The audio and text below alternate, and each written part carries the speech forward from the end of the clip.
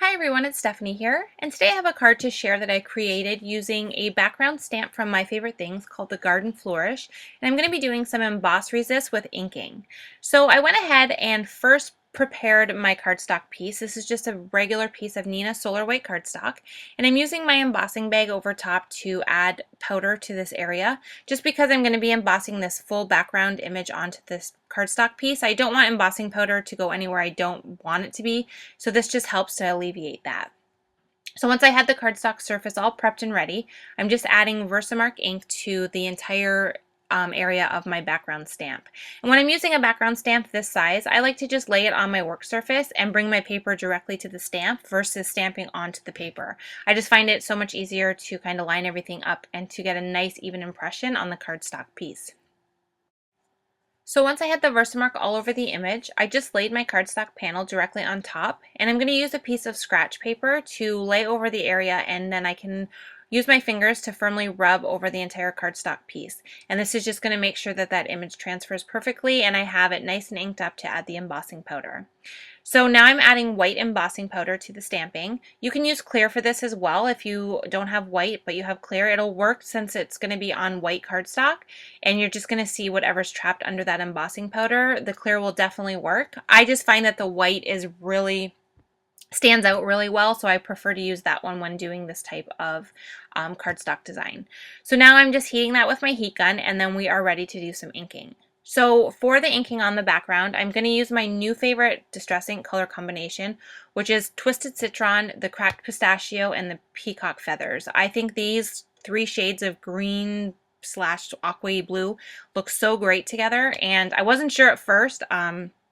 I just started playing around with the colors, but as I added the colors together, they just look so nice together, and I was really happy with the end result. So I definitely think you'll see this color combination on cards in the future as well. It just is so pretty together. So I'm just using an ink blending tool. I'm using the round ink blending tool and adding the color to this piece. I'm starting off of the paper and kind of working my way in towards the center. And I started with the peacock feathers first and then went in with some of the cracked pistachio, and now I'm using the twisted citron, and then I just kind of went back and forth between all the colors and continued to kind of lay down color and overlap it over one another to really get a nice blended look. And this is what we end up with, and I just think it looks so pretty and it goes perfectly with this background image that we've used. I used a cloth and rubbed it quickly over the surface just to take off any of the extra ink that was sitting on the embossing powder.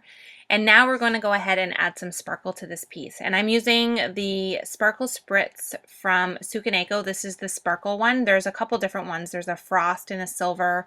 And this is just a spritz of a ton of sparkle, and it's really hard to pick up on the camera. I tried to kind of show it here, but it just adds so much sparkle and shine to your finished piece. I absolutely love this stuff, and I will definitely be using it on probably every card forever. It's just really that good. So I definitely recommend it if you want a sparkly image or, add sparkle to your card. This is definitely the product for you.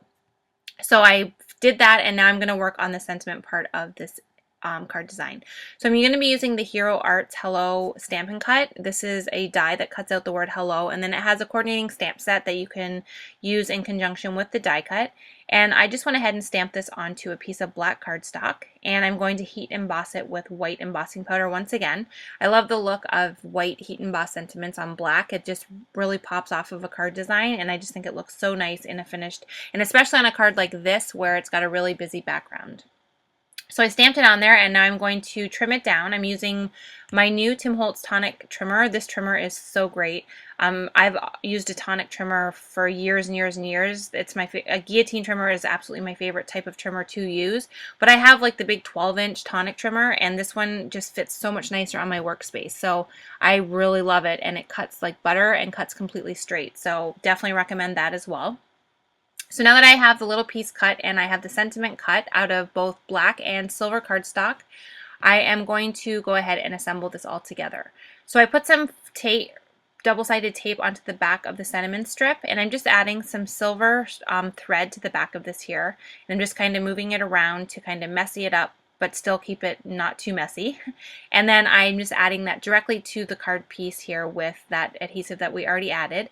And then I'm going to go ahead and add the hello piece. Now I cut this twice. I cut it out of black and silver sparkle cardstock, and I just layered it over top of each other and kind of offset it to have the black kind of look like a bit of a shadow behind the silver sparkle word. And it really helps so that you don't really lose the hello into the background. Since it is silver sparkly, I found that on its own, it kind of blended a little bit too much, but the black was the perfect addition to make it stand out and pop right off of the card. So I added adhesive all over the back of this, and I'm going to add this to the card right over top of the other sentiment that we have on there. And I'm just going to put an acrylic block on there to kind of hold it and make sure it dries completely. Because it is being adhered over an embossed area, you just want to give it some time to dry, and then it'll stay on no problem. So to finish the card, I'm adding a little strip of black sparkle cardstock to the side of a top folding white card base. And it's a little bit longer than my card base. I'm going to go ahead and trim it down with my scissors. And then I'm going to add the hello panel directly on top there. And I've cut it down so that it's a little bit thinner than a card base so that we're going to be able to see that black sparkle cardstock showing through. I love the look of having that kind of edge a little bit different, and it kind of ties the black cardstock of the sentiment and the shadow of the hello into the card base with the black strip down the side. And then to finish the card off, I'm just adding some sequins and some silver stickles for a little bit of detail and dimension, and then that's going to complete this card. So thank you so much for watching. I hope you enjoyed this video, and I will see you next time.